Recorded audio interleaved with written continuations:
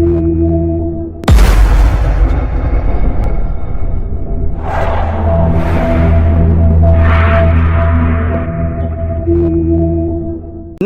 दोस्तों, अहम सच न्यूज में आप सभी का स्वागत है। मैं अनिल अंचल लेकर हाजिर हूं सागवाड़ा शहर सहित आसपास की खास हलचल को। तो फिर चलिए ऐसी ही खास और अहम खबर से आज हम आपको रूबरू कराते हैं।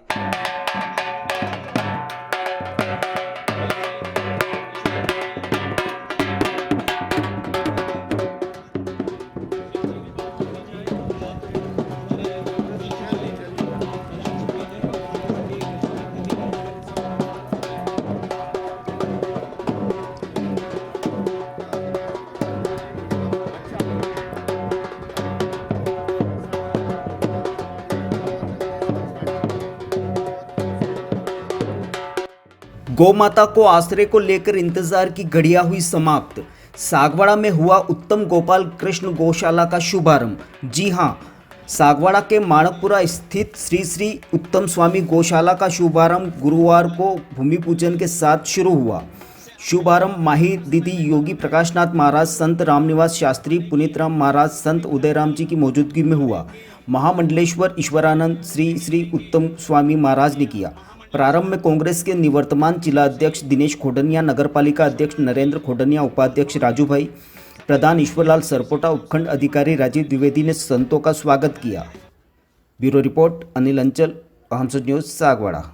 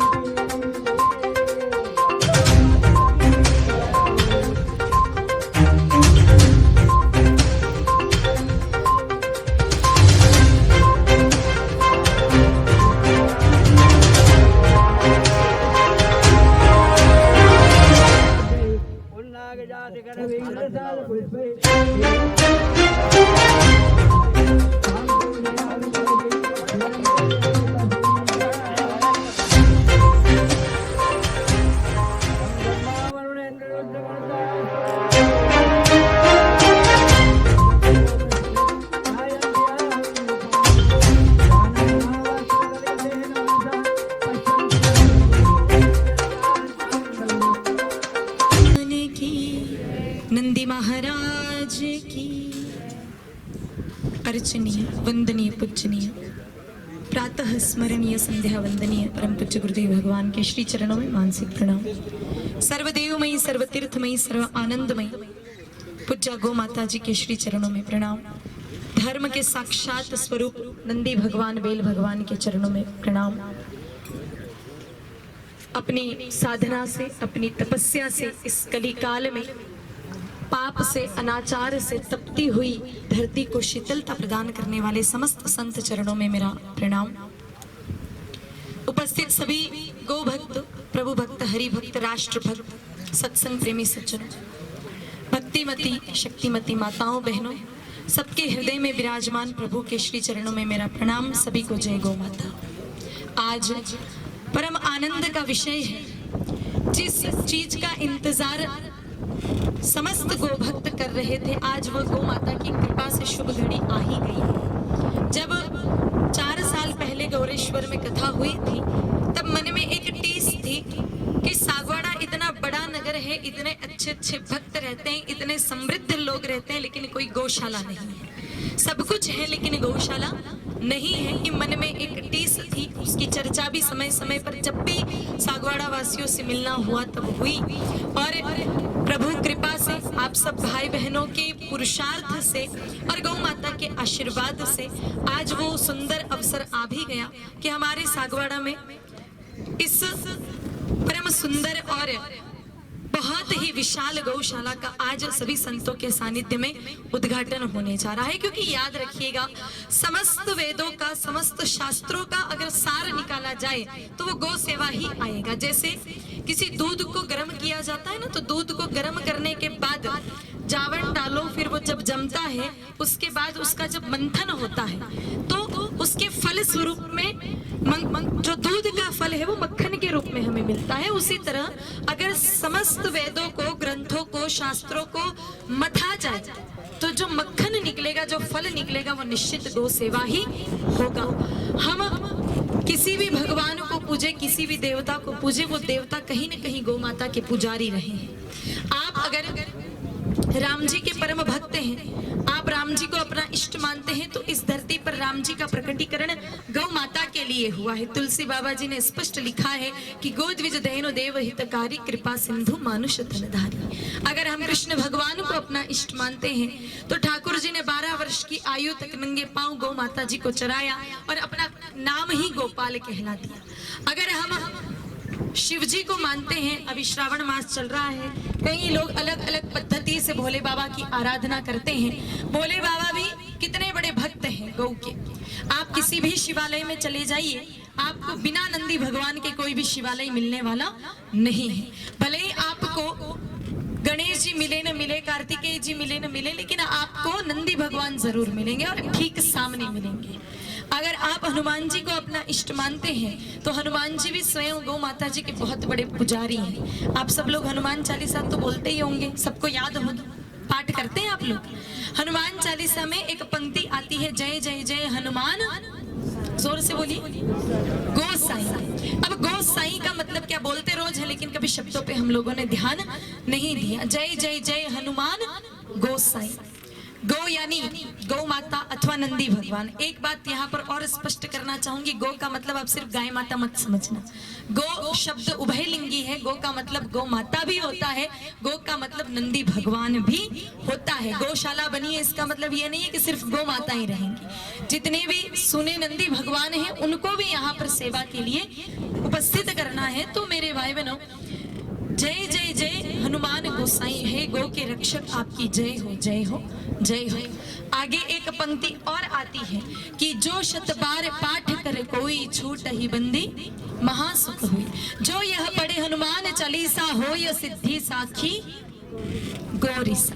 इस पंक्ति का अर्थ होता है कि जो शत बार पाठ करे कोई, कितनी बार, शत यानी 100 बार, जो 100 बार पाठ करे छूट ही बंदी महासुख हुई।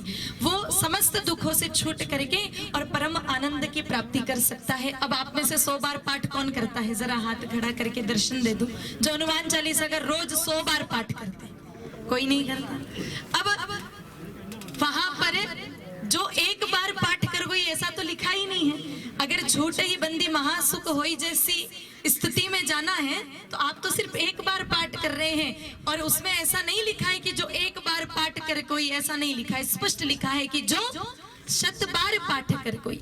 अब इतना समय नहीं है कि 100 बार हनुमान चालीसा का पाठ करें, और पुण्य भी चाहिए, छूट ही बंदी महासुख होई जैसी स्थिति में भी जाना है तो क्या करें। तो हमने कई सारे महापुरुषों, संतों के और गुरुदेव भगवान के मुखारविंद से एक बात सुनी है कि आप अगर 100 करने का पुण्य एक बार में चाहो तो देसी गाय माता जी की पूंछ पकड़ करके हनुमान चालीसा का पाठ कीजिए। गाय माता जी के पूंछ में जितने बाल हैं उतनी बार हनुमान चालीसा का पुण्य उस व्यक्ति को एक बार में मिल जाता है। तो हम जिन भी देवी देवताओं को मानते हैं वो अंततः कहीं न कहीं गौ माता की पुजारी है। याद रखना, हमारे सनातन धर्म की जड़ है गाय माता। हम अगर तने को पोषित करें, पुष्प को पोषित करें अथवा हम पत्तों को पोषित करें तो सूखा पेड़ कभी हरा नहीं हो सकता है। अगर कोई पेड़ सूख जाए तो पोषण हमें जड़ों में देना पड़ेगा, तब जाकर के वो पुनः वृक्ष हरा भरा हो सकता है। तो सनातन धर्म की जड़ है गाय माता। अगर हम जड़ सींचेंगे, गौ सेवा करेंगे तो निश्चित हमारे धर्म के जितने भी अन्य सोपान हैं, जितनी भी शाखाएं हैं वो अपने आप ही पोषित हो जाएंगे। तो इसीलिए ईश्वर उत्तम स्वामी जी के चरणों में शत वंदन, परम पूज्य माही दीदी के चरणों में शत वंदन, परम पूज्य रामनिवास जी गुरुदेव के चरणों में शत वंदन, परम पूज्य योगी प्रकाशनाथ जी के चरणों में शत वंदन, परम पूज्य पुनीसा महाराज जी के चरणों में शत वंदन और उदयराम जी महाराज साहब के चरणों में शत वंदन। आज का दिन जितने यहाँ बैठे सबसे निवेदन करना चाहूँ कि आज का दिन कोई ऑर्डिनरी दिन नहीं है आपके जीवन का। पता नहीं 1000 साल पहले सागवाड़ा बसा हो, 1200 साल पहले बसा हो, लेकिन उन 1200 साल के अंदर जितने जीव पैदा हुए मानव के रूप में, उन सब मानव जीवों में से यहाँ जो जिन्होंने इस गौशाला के अंदर मदद की है, सेवा दी है, वो सब जीव 1200 साल के जीवों से ज्यादा पुण्यशाली जीव हैं। इस पृथ्वी पर गौ माता से बढ़ करके कोई विषय नहीं। आज का दिन इसलिए महत्वपूर्ण है कि गौशालाएं तो इस देश के अंदर कई बनी, लेकिन आज महामंडलेश्वर जी का आशीर्वाद, माही दीदी का आशीर्वाद, चातुर्मास कर रहे रामनिवास जी का आशीर्वाद, प्रकाशनाथ जी का आशीर्वाद और 2 गुरुदेव विराजमान है उनका आशीर्वाद, और देश के अंदर पद यात्रा करते हुए आ रहे हमारे स्वामी जी का आशीर्वाद आज के दिन मिल रहा है। तो युगों युगों तक आज का दिन याद रखा जाएगा। युगों युगों जिन्होंने दिल खोल करके दिया, अभी माही दीदी कह रहे थे और स्वामी जी रामनिवास जी भी कह रहे थे, 2 चीजें उनके प्रवचन में से मैंने ग्रहण की। 2 चीजें बहुत गंभीरता से उसको लेने की जरूरत है। दोनों ने एक बात समान रूप से कही कि ये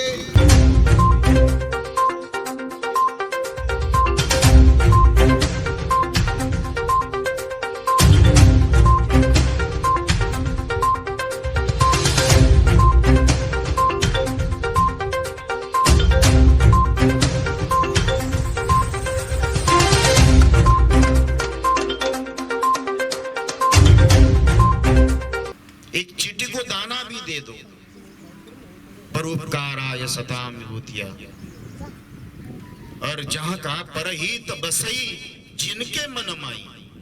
इस जगत में अगर आपके मन में जो भी भाव हो सकते हैं, जो भी कोई, जिसने हाथी के बाद 50 अंधों ने हाथी, किसने पैर पकड़ लिए, कान पकड़ लिए, हाथ पकड़ लिए, जिसको जो जो समझ में आया उसके हिसाब से वर्णन करता है।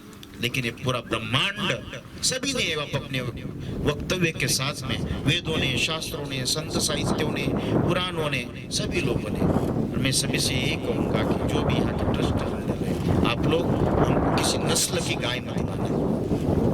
हमको राजस्थान, गुजरात, महाराष्ट्र किधर की गाय नहीं चाहिए। आपको गौशाला अगर यहाँ की चलाना है तो पूरे संभाग की गायों को उठाकर यहाँ ले आए तो गौशाला मानो। हमने ये नस्ल लाई, वो नस्ल लाई, वो दिखाने के लिए प्रदर्शन। गौशाला का क्या मतलब? लोगों को दिखाने के लिए काम नहीं करना कि ये नस्ल की नंदी है, वो नस्ल की गाय है। मैं तो वो चाहता हूँ मेरे भारत के हर एक रास्ते में पड़ी हुई गौ माता गौशाला में आए, ये सेवा होगी। मैं तो लाख रुपए, 10 लाख, 5 लाख की बड़ी बड़ी गायों को खरीद कर गौशाला में रखकर दर्शन कराने से कुछ नहीं होगा। जड़ कहाँ है? उन सभी अवस्था में मैं तो ये सभी से कहूंगा, घोड़निया जी से भी कहूंगा, मैं आपको इस गौशाला के लिए कथा जरूर दूंगा जल्दी से। जैसा भी ये थोड़ा कोरोना काल पूर्ण हो जाए, मैं आप लोगों के लिए जहाँ जितना कहा कि सभी ने वो सब किसने प्रकाश नाथ महाराज जी ने कहा, महाराज बड़े बड़े भक्त, कोई बड़े नहीं कोई छोटे नहीं महाराज। ये जिसका मेरे गुरुदेव की एक बात याद आती है मुझे। मेरे गुरुदेव के पास ने खोडनिया जी, हम लोग पुणे महाराष्ट्र में थे, बड़े उद्योगपति थे, संतों को भोजन करवाना था। गुरुदेव ने उनको आदेश दिया कि 20,000 रुपये, उस समय बहुत बड़ी रकम लगती थी, 20,000 रुपये उसके लिए आप दीजिए। हाँ कर दिया, घर गए, विस्मृति हो गई। 15 दिन बाद 20,000 रुपये लेकर जब आए तो गुरुदेव के चरणों में रखा। का पूछा गुरुदेव ने, क्या आपने आदेश किया था? काय के लिए? संत भोजन के लिए। गुरुदेव के बड़े श्रेष्ठ शब्द कहते हैं कि तेरे पाप का धन था जो संतों के मुख में नहीं जाना था, इसलिए तुझे विस्मृति कर दी। श्रेष्ठ कार्य के लिए कभी टालने का, पारमार्थिक कार्य के लिए कभी टालने का, जब भी ऐसा शीघ्र से अति शीघ्रम, जो 4 कार्य कहा है वेद अध्यय, स्वाध्याय, और कहते हैं कि महाराज 4 कर्म मनुष्य के जीवन में स्वाध्याय और अर्थ उपार्जन, ये धैर्य के साथ करो। जितना धीरे करोगे उतना दीर्घता के साथ आपके साथ चलेगा। जय गौ माता। अत्यंत हर्ष के साथ समस्त नगरवासियों को कहा जा रहा है कि आज आप सबके सहयोग से, सबके मार्गदर्शन से, सभी संतों के आशीर्वाद से श्री श्री उत्तम गोपाल कृष्ण गौशाला सागवाड़ा का शुभारंभ हुआ है। आशा ही नहीं, अभी तो पूर्ण विश्वास है कि आप सबके सहयोग से हमारा जो लक्ष्य है कि नगर में जो विचरण कर रही है बेसहारा गौ माता, उन सबको हम यहाँ पर धीरे धीरे शिफ्ट करेंगे और उन सब के लिए एक आश्रय स्थल यहाँ पर बन रहा है। आप सब उसमें सहयोग करें, ऐसा मेरा निवेदन है। बोलिए गौ माता की जय।